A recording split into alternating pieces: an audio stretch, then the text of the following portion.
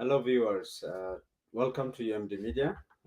We apologize for the delay. We have had technical issues, uh, and therefore we are not live on Facebook. We have no idea what has happened, but it's not live on Facebook. But we are live on LinkedIn, YouTube, and Twitter. Today, it's my great pleasure to have Dr. Mohammed Hussein. Uh, we'll be talking about Tigray. Do Black Lives really matter? So that's the topic for today.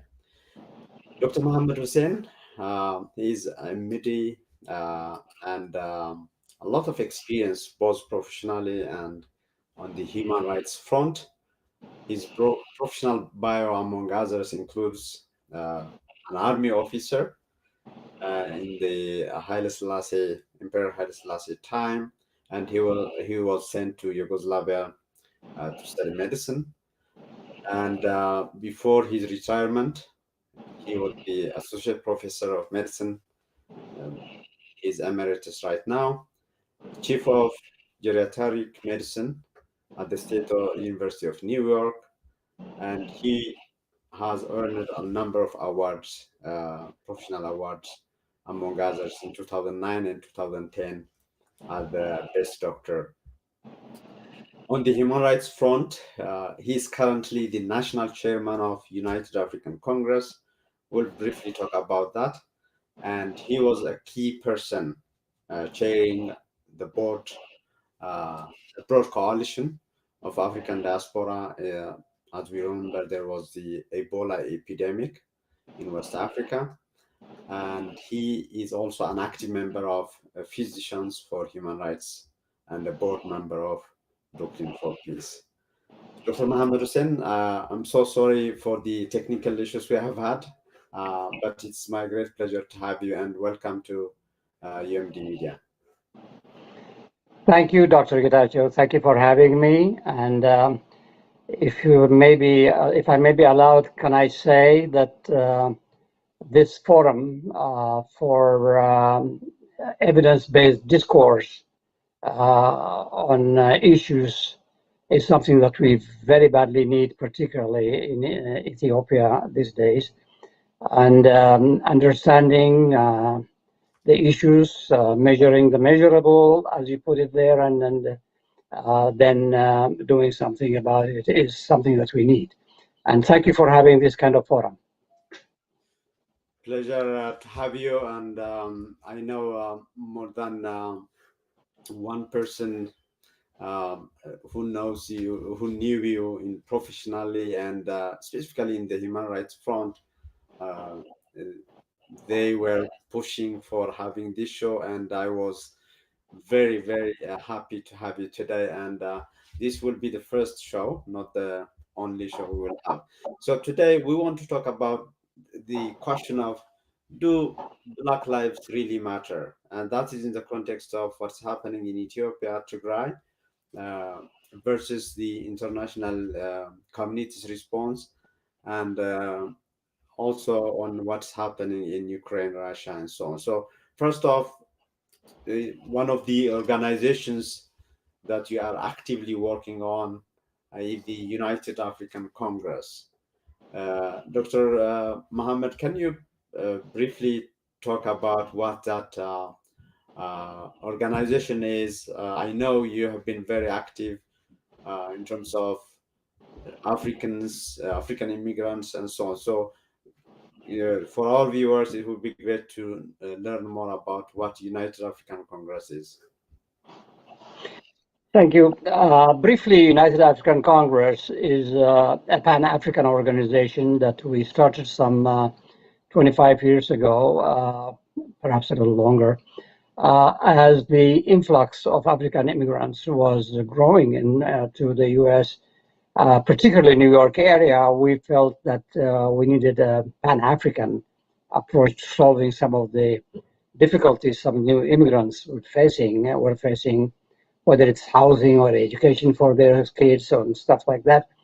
But then we expanded our mission also to be advocates for African diaspora and the African continent in general, to speak with one Pan-African voice. and that has led us to, deal with issues. I don't know how many of you may remember the case of Nafissatou Diallo, which we can go later into it if we have the time, where we were able to mobilize Africans in her support. We also particularly am proud what we did when the Ebola epidemic struck West Africa. There was absolutely total indifference on the part of the international community to do something about it until well over 1,000 people had died 6 months into the epidemic, and we felt there was a need to raise awareness of the enormity of the issue itself, and that action need to be taken internationally. So we held a forum at the time at the United Nations with, including some of the various African community organizations, the civil society, health related groups, doctors groups, and so on, to sort of an educational forum, and it was held at the United Nations. So that actually really helped quite a bit. In fact, it was 2 weeks after that the President Obama called the Security Council and the General Assembly to, mount an international response to the health crisis in that area. So that's one of the things we have been doing. Recently, United African Congress is a founding member of the Pan-African Unity Dialogue, which is even a larger Pan-African, truly Pan-African in terms of composition that included African American, Caribbean,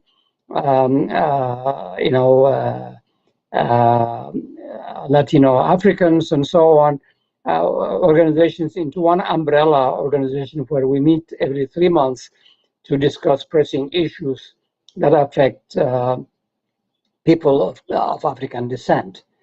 And it's at that forum that we also raised the issue of the plight of Tigray. In fact, we issued a statement. The title of that program was Crisis on the Horn of Africa, and we had prominent speakers in that forum. We issued a statement after that calling for the cessation of the hostilities and engaging in all-inclusive dialogue to solve the problem in Africa, but particularly raising the immediate problem of famine, man-made famine, really, due to blockade. We called for the lifting of the blockade and so on. So that was generally well received, and then we continue to actually update ourselves at these 3 monthly Pan-African Unity Dialogue forums. Update on Tigray. So those are the kind of issues we are involved in. Of course, as the member of the Physicians for Human Rights, in the past, I was particularly involved in the campaign to stop the landmines, which were causing a lot of damage in areas of war zones in Africa and Asia and so on, long after the war is over. And we probably are going to face similar problems now in Tigray and the rest of Ethiopia after this strife is over. At some point, it has to be over. And that campaign led to the Nobel Prize being won by Physicians for Human Rights, along with another group that was also involved in the campaign. So those are actually gratifying efforts that we were involved in, just to name a few of the things that we've been doing. Great. With that background, I just want to play. This is, I think, from the campaign you made on Ebola, I guess. Let me just, if I get it right. Not this one. One or another. This is not the video. I will get that video. But one thing that stands out for me is your experience and sharing that thought. This is blackstarnews.com. There are a Yes. number of articles where you share about the things that you have been doing, both domestically in the US politics, but also in other areas. So those viewers who want to learn more on Dr. Mohammed Nur Hossain's um, um, contributions, his ideas, his reflections on a number of things, international, domestic, African. I recommend blackstarnews.com. And some of the things that we'll be raising today under this topic will be also related to what he shared before. So this is, if I can enlarge that, there is a lot you can read there.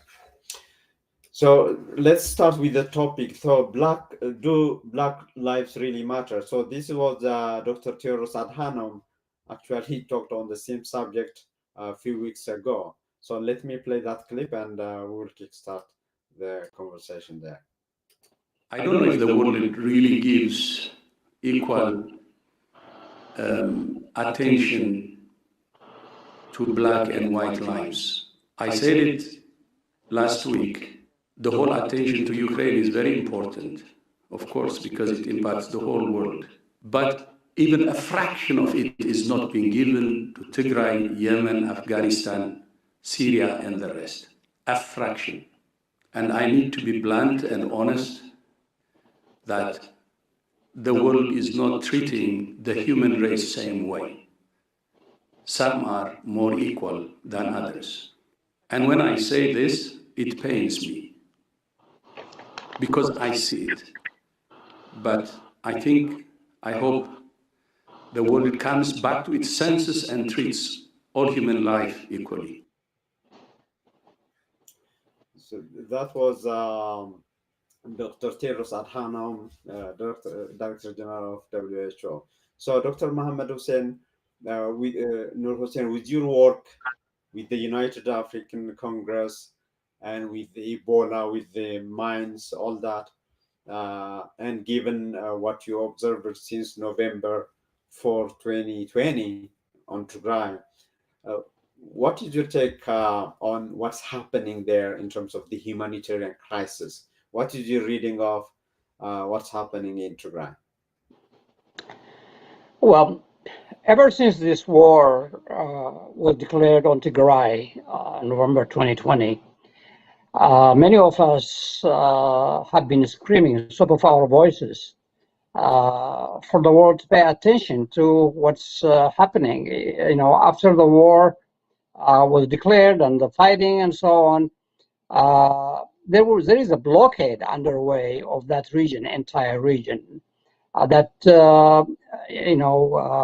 does not allow for any food or medicine or fuel to go in, and that entire region is under complete communications blackout. There is no internet. There has not been telephone, electricity, water, or banking services in that region. The entire purpose of the blockade is, for anyone to is there for anyone to see, is to really starve the people of Tigray into submission, basically, and I think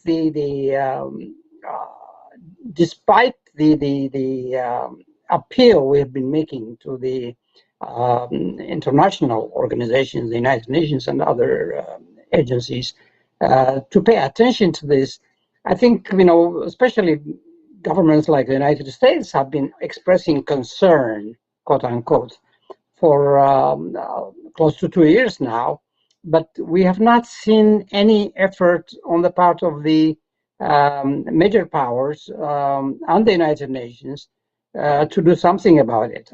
And just a study by Ghent University in Belgium that appeared earlier this year estimates that there are close to 500,000 people that may have died from the war and from the blockade. 500,000 people.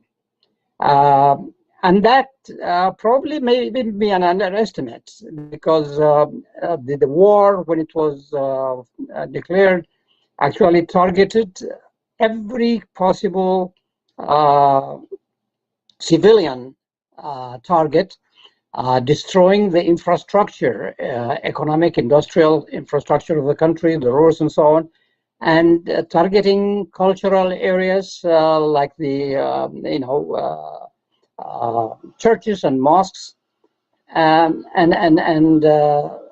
basically extrajudicial killing of any man or young person they encounter, boys, and the most horrific of it all is really the gender-based violence against the women of Tigray,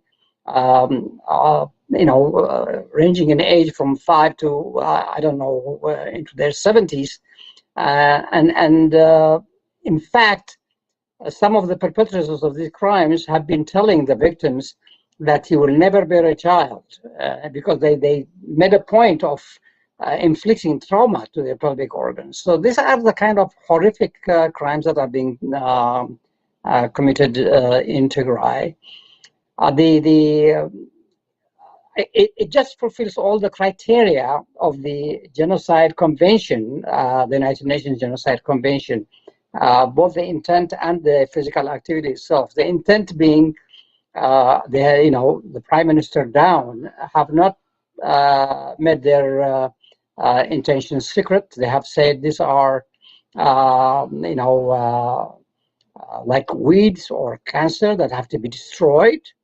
In fact, one person, a close advisor to the Prime Minister, who considers himself man of the cloth, Daniel Kibret, said in a public forum that these people should not be allowed to exist. The women should not be allowed to bear children, bring children into the world, and their history should be erased from memory. This is, you cannot be more explicit than this, as far as the intention is concerned. So now we are into 19 months of absolutely nothing, and many of us who have families there actually are under a lot of stress and not knowing whether they are alive or dead, whether they are starving, whether they are, so it is really an untenable situation. Now, this has been going on for 19 months now, but the war in Ukraine brought into sharp focus the disparity between the actual reporting of these events and the response. Now, we will have seen, and rightly so, the condemnation of the Russian invasion. The people were bombarded with daily reports and visual images of the wholesale destruction of cities and the suffering of people and so on. And that elicited quite a bit of human reaction, both here and in Europe and everywhere. So much so, in fact, I mentioned in one of my articles, a Burundi farmer who heard about this, not knowing what's happening in his own backyard, actually, in Africa, but he heard about this and offered, his subsistence farmer, he offered 100 kilograms of maize to be sent to Ukraine. That's a human response, and it's something we can all applaud. And the response in the United States was that the humanitarian and military support immediately through Congress, some $44 billion were allocated and more to come. So I start wondering what's happening here. There is a dissonance in this, In fact, there have been reports by Bloomberg News and Washington Post, also the Globe and Mail and so on, reported that the deadliest war now being fought is not in Ukraine, but in Tigray, in Ethiopia. So that does not elicit that kind of response, partly, as The Nation magazine put it, due to blockade, the communication blackout, and but also says it's racism that maybe the reason why there was no such reaction. In fact, one of the articles I wrote was about the color line, which W. Du Bois, of course, has said at the turn of the 20th century, that the problem of the 20th century was the color line, the problem of the color line. Actually, it has become the problem of the 21st century now, in a very stark form. So, since the topic of our discussion is really, do Black Lives Matter?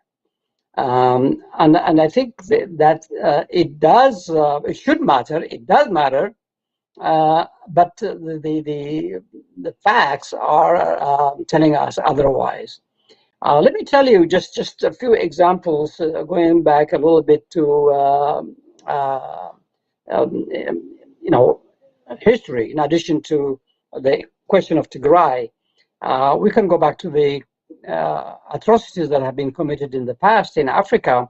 In fact, the first genocide ever of the 20th century is said to be the one in Namibia that was committed by the Germans when they were the colonizers at the time, the turn of the 20th century. Now, that genocide involved the Herero ethnic group, whose number, at the time was close to 100,000. 80% of them were exterminated. The same thing happened to the Nima tribe. What was their crime? They resisted the colonization. They resisted the land grab that the settlers were engaged in. And so they just shot them and killed them. So that's the first genocide. But it took more than 100 years for Germany to recognize that indeed there was something like that committed. We have yet to see the proper reparation being made. Now, people have compared that to the response of Germany to the Holocaust, which is perhaps the worst genocide ever in human history in many ways. But the Germany's acknowledgement and taking responsibility and doing reparations and so on that is something to be contrasted with this reaction to what happened in Ukraine, in Namibia.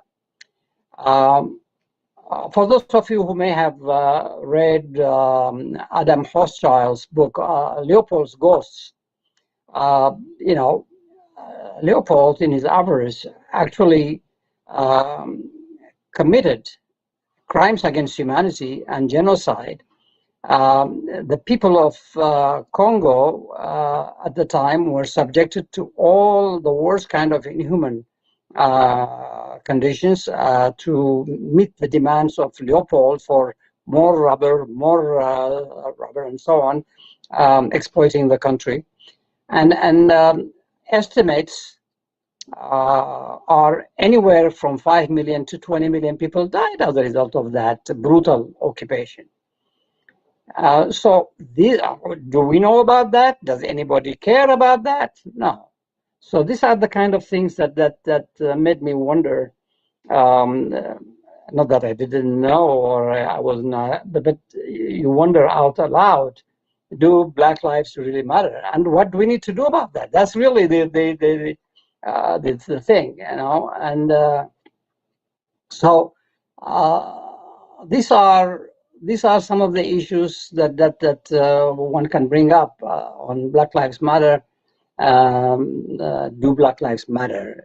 The question is appropriate and something we need to probably deal with and come to acceptable answer for this.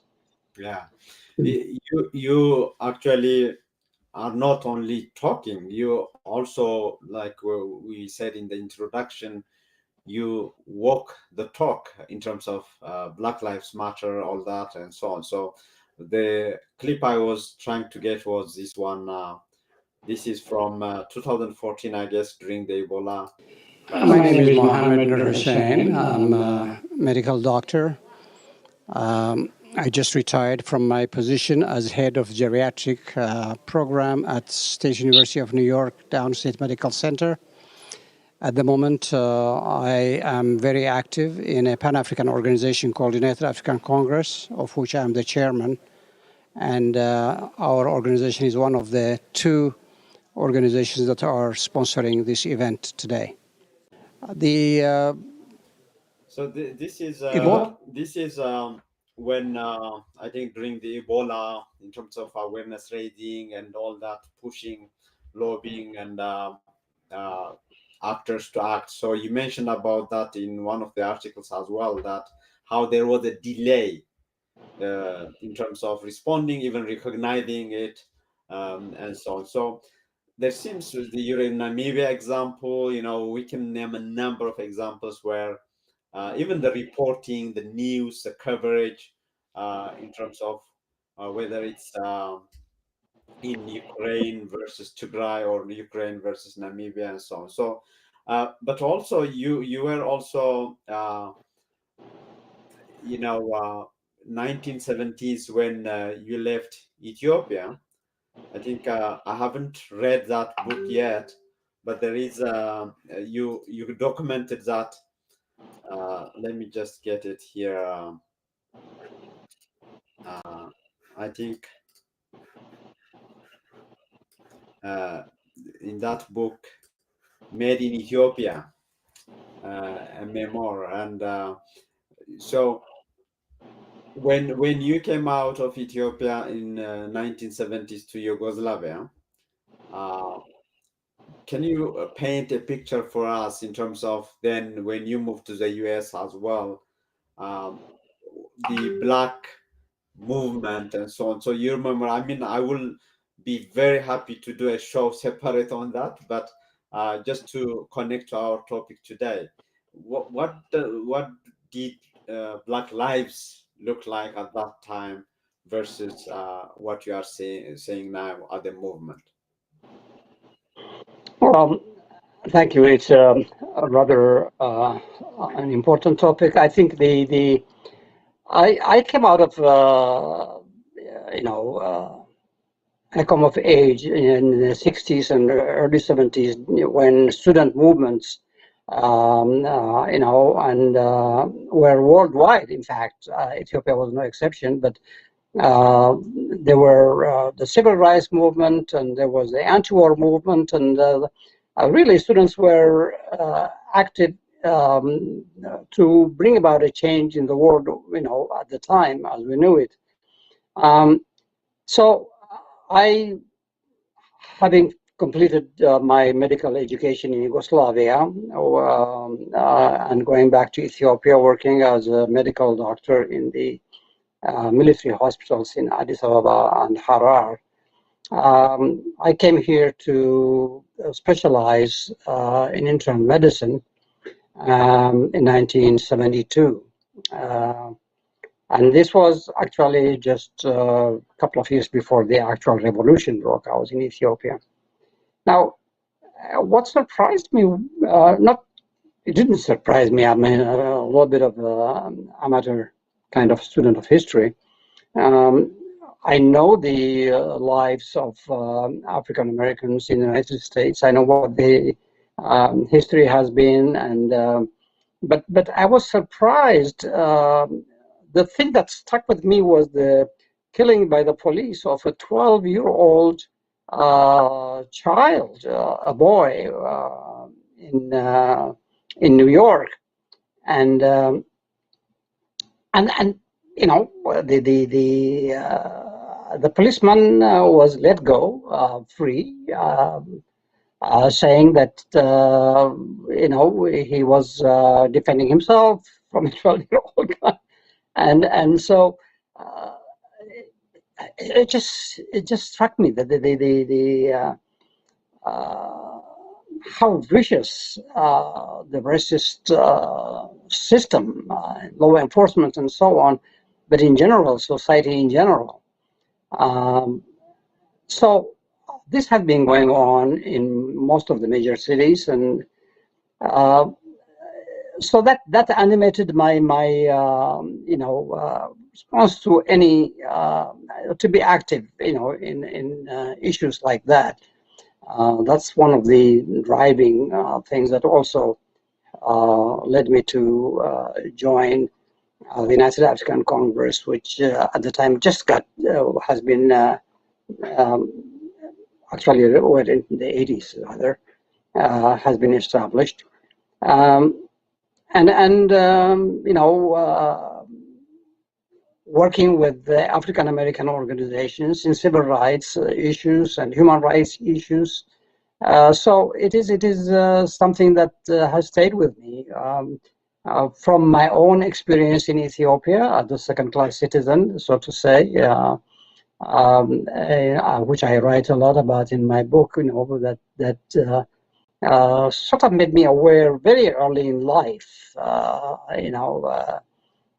That I was not treated the same way as my peers, you know, in my elementary school, either by teachers or by some of the my peers. So I was asking, what's wrong with me? What's happening? Why is it so? And of course, living in a feudal system also I was part of that oppressed, you know, in general, oppressed society. So I have made a vow by the time I was in high school that I would be really involving myself in matters of rights, human rights, basically. And that out of a selfish interest, you might say, because I took myself as one that could benefit from my rights being respected. So that's the kind of thing that, although I didn't live through the revolution, was part of those early stirrings of students, you know, against the oppressive feudal system at the time. So now coming back to the United States, you know, I have not personally experienced per se direct, I should emphasize direct racist kind of experience, but I have seen it. I have seen it all around me in my practice. I have seen it in the city, in various areas that I had to deal with people. So it's pervasive, it's vicious, and affects all aspects of human life. And particularly, we've been talking about health disparities, which I was myself was able to observe, you know, firsthand in many ways, because you would see a poor Black person coming to the hospital, and although he would benefit from the expertise of the doctors, I mean, at least I should acknowledge that, but the attitude towards those patients in many ways differs from what the attitude of the doctors would be towards their white counterpart, because the person of color is seen or presumed to be a drug addict, presumed to be an alcoholic, presumed to be everything that's negative, and so on. Just a presumption. I mean, just from the get-go. And so that although that he gets or she gets the treatment that they need, the attitude is absolutely beyond the pale. That kind of thing. So there have been disparities. the living conditions that predispose people to illness. And in fact, there is also the case of the environmental racism, where toxic dumps would be near the around the areas where the minorities live. So it's all across the board. It's quite not a pleasant thing to observe and live with. Mm-hmm. I was showing you a picture from the book. So your experience in Ethiopia and maybe your vision of how racism is playing a role or not in the US at that time could be. I think it could be. I feel like it could be a big contrast. Let's talk about Tigray. So, given your professional career in health, in medicine, and specifically taking care of the health issues of the elderly, uh, what what do we know? What do you know so far on the health uh, challenge in Tigray uh, vis-a-vis the siege, the blockade? We don't know a lot in terms of communication and so on. So, if you were to paint a picture of the state of health in Tigray since November 2020, maybe compared to what was before that, what would that look like, Dr. Mohammed Nur Hussein? Yeah, it is really grim. And in fact, I would like to recommend people to read the British Medical Journal. There was an article by a handful of doctors from Tigray, of Tigrayan origin, who actually did a bit of a research, limited research within the limits of their access. During that brief period when there was an interim administration, they want to actually look into the state of hospitals and health facilities and so on. They actually came up with a report that says 27% of the hospitals in Tigray region at the time were functional. 17% of the health centers, only 17% were functional. There were only 11% of the total number of ambulances that were before 2020, and none, I emphasize, none of the 712 health posts were functional. So the devastation is quite severe, and this was systematic, by the way. It's not an act. They were systematically destroyed. Just simply entering the hospital and destroying the equipment and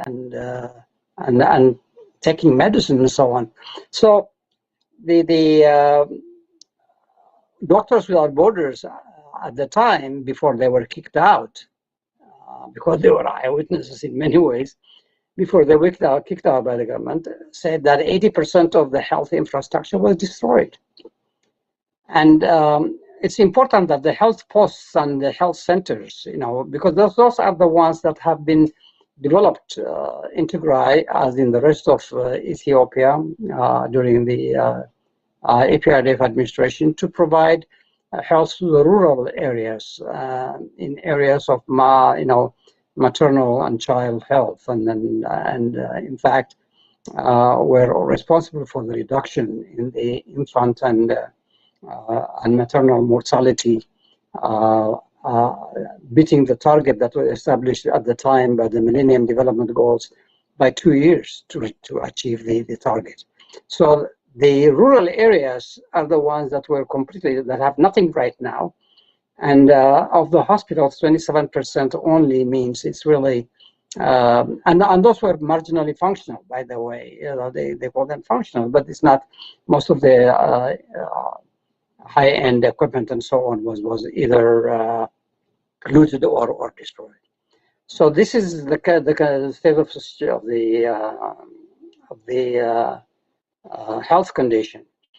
Now, what has happened now since all these reports have been made is that because the blockade also includes medicine, they won't allow any medicine. People are dying. God knows how many. But we hear reports of a family member dying of lack of medicine, maybe for asthma, maybe for heart disease or high blood pressure. And so people are dying for lack of medicine. And of course, starvation is another cause of death. So there are, the numbers are staggering if one is to just take the Ghent University study alone. 500,000 people having died is something that's really just not acceptable. And I don't know how many more have to die before the international community, says it's not acceptable. Something has to be done. So we are painting a very grim picture. The reality, once the communication blackout is lifted, may be even worse than one can imagine, because we still live with the hope that maybe they are getting by somehow. But I don't know. The actual report is yet to be written because it requires access to all those areas. We don't have that. Yeah, it's a multifaceted blockade. So one of these is lack of information. It's happening in the information blackout.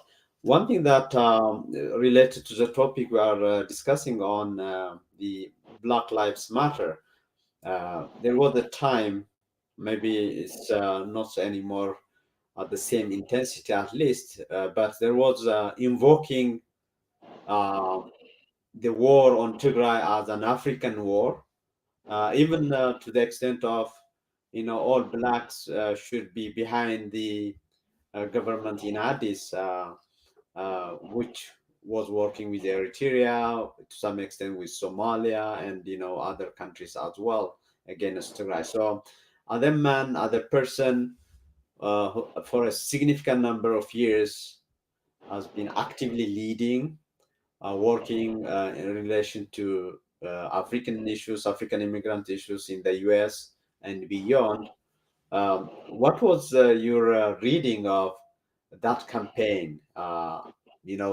Invoking Pan-Africanism, invoking being black, all that, again, as if the people of Tigray are not Africans, as if the people of Tigray are not blacks. Well, unfortunately, we are dealing with a situation where there is a massive disinformation campaign by the government to paint the country as being a victim of aggression by the imperialist forces through their proxy, the TPLF. That's the narrative. It's they have outdone Orwell in many ways. In this kind of context, black is white. Eritrean troops didn't go into Tigray. There are no deaths in Tigray. Food is flowing. This is the kind of information that the government-owned medium, disseminates, because there is no way to confirm some of those assertions.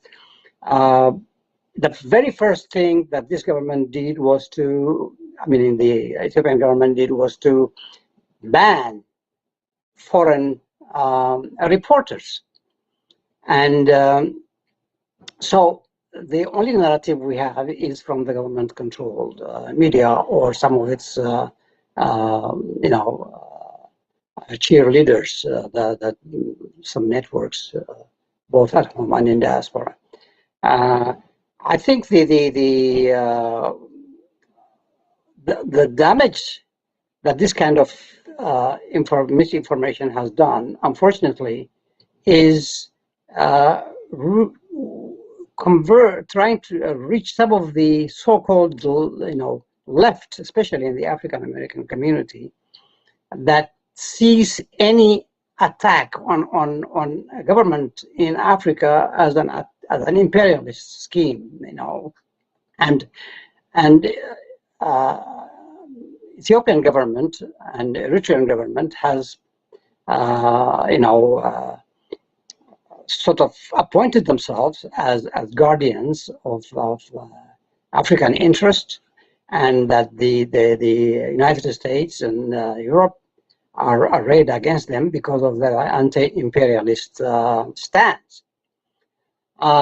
It's very interesting. I can go into why that is absolutely laughable matter. In fact, the current government was welcome, and in fact, still the U.S. and other European countries still have hopes for it to survive. Otherwise, they would have intervened a long time ago, because that's the government that they want to be in power in Ethiopia. Secondly, if U.S. imperial interests are to blame, I don't think they would have any use for a country that's totally disintegrated and on the verge, if not already on a failed state. So they would rather have,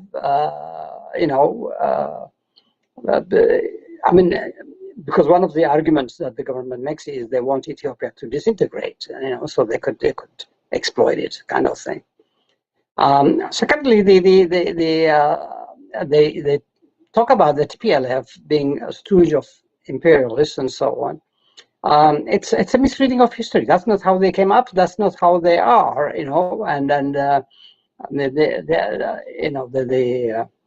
they came out of the struggle for self-determination and so on, it's just incompatible with being a tool, for a foreign kind of interest. But like I said, it's an Orwellian kind of language that's being used. It's also what one time Trump's advisor Kellyanne Conway said, providing alternative facts, because the real facts are actually not palatable, so they provide alternative facts. And I was going to say that some of this misinformation has actually managed to get through to the a segment of the African American so-called progressive segments. Not the majority. They understand what's going on, but at least there's a segment that has taken this and have used, unfortunately, and I hate to say it, outlets like the Black Agenda Report and then people like Ann Garrison from Pacifica Radio in San Francisco are spreading this kind of information and really spewing what kind of the lie that the government sort of provides them, basically information. So I'm always a believer, as Dr. King once said, no lie can live forever. Sooner or later, it becomes uncovered. and it's being actually uncovered now. So the more the lie, they end up, believing themselves in the lie, but the truth will stare them in the face. So it will only last for a while. So that's the situation, and frankly, for me, the humanitarian issue is at the top of all these considerations. It doesn't matter. I mean, it should be everybody's concern when you have 500,000 people dying in Tigray. These are Africans. They are dying just for being Tegaru, and so the fact is that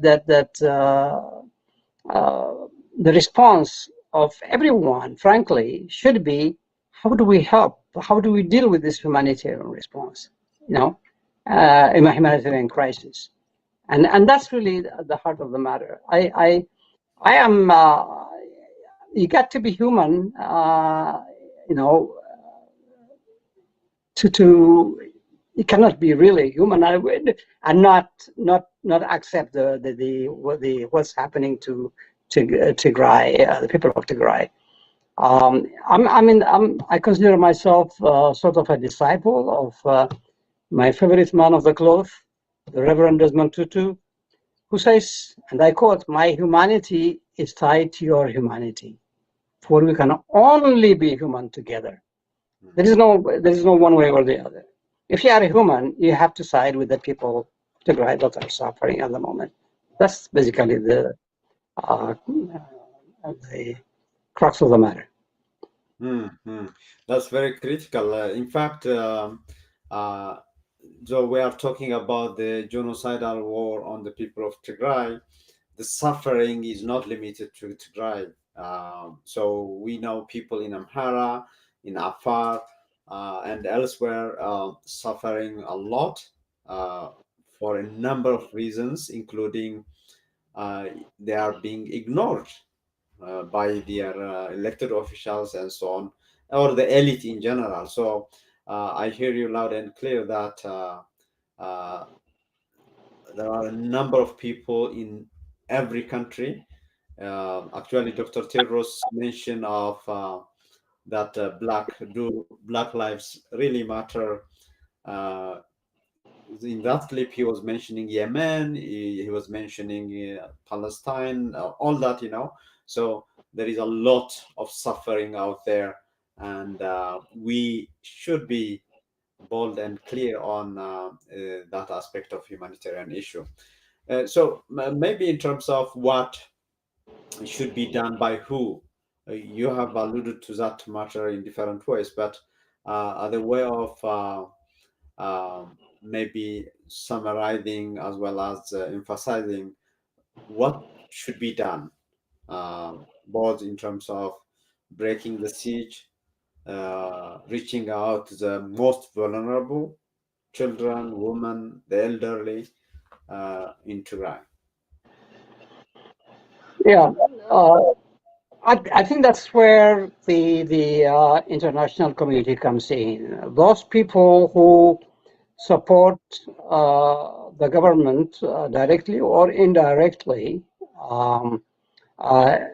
need to prevail on the government to lift the siege. And secondly, I think, unfortunately, the United Nations has not lived up to its expected role in this, because the Security Council is hostage to the interests of the 5 veto-wielding powers, and if their interests don't, coincide, there is no concerted action. And unless the Security Council decides, together, then you cannot have that kind of intervention. What's needed now is international, force that would, ensure a corridor for humanitarian access, if the government is not willing to do that. Because this has been done everywhere. It does not infringe necessarily on the sovereignty of the country because they are not there for the occupation. In fact, the African Union, had it lived up to its promise, should have been the vehicle for this kind of intervention. They have their Peace and Security Council provisions for genocide occurs that they are required to act. And so if the United Nations Security Council decides to have a peacekeeping force to provide access this corridor, then African Union troops should be used for that purpose. Because this is in the absence of any response from the government, from the repeated pleas, both from people and governments, has been tone deaf to respond to that. And I agree with you. I do feel that Ethiopia right now is in a state of war everywhere. It's just basically Tigray is where the complete blockade is happening. But the fact is, no less humanitarian issues in many ways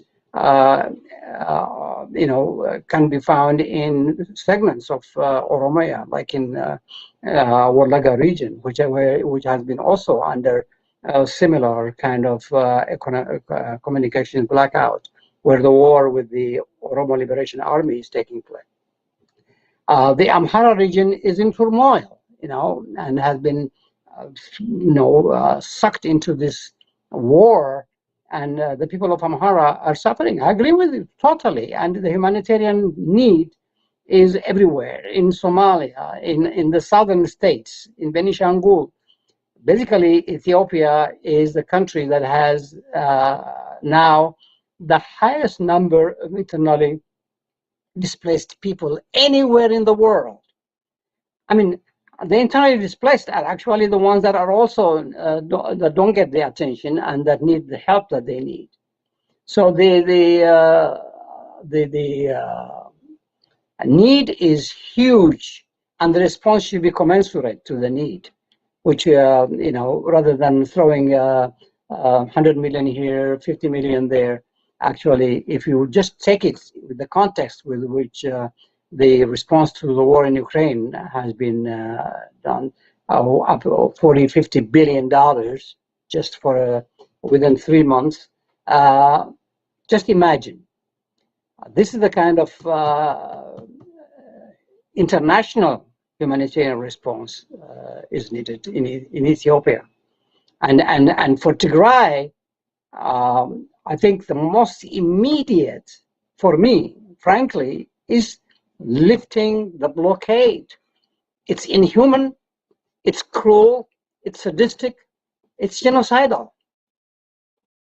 I mean, I don't know how to frame this. It's just not acceptable. And that should be the first and foremost demand. Lift the blockade.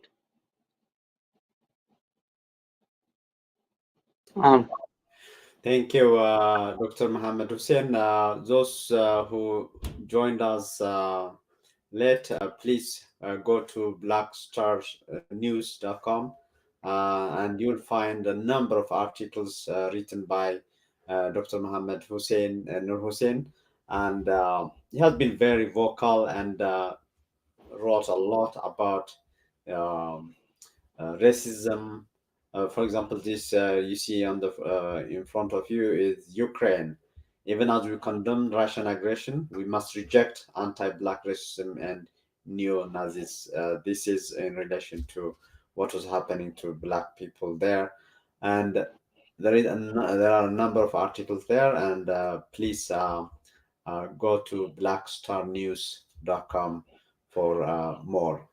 Dr. Mohammed Nur Hussein, it has been a pleasure to talk to you today, and I do really hope that we'll have another show on this media. Thank you for your time. Have a good one. Thank you, Dr. Getachew. Pleasure was all mine. Thank you. You have been following live on Twitter, LinkedIn, and YouTube. This is UMD Media Show. My guest today was Dr. Mohammed Nur Hossein, and we talked about Tigray. Do Black lives really matter? And that was the show for today. And tomorrow I'll be back in Tigrinya with Sisai Taflo, Ertra, Aborara Tigray, Kabe, Abe. That will be 1 p.m. Eastern Time. 1 p.m. Eastern Time, Ms. Sisai Taflo, Ertra, Aborara Tigray, Kabe, Abe. That was the show for today. Thank you for tuning in, and please share, subscribe, like, so that many viewers can access our material. And that was the show. Have a good one.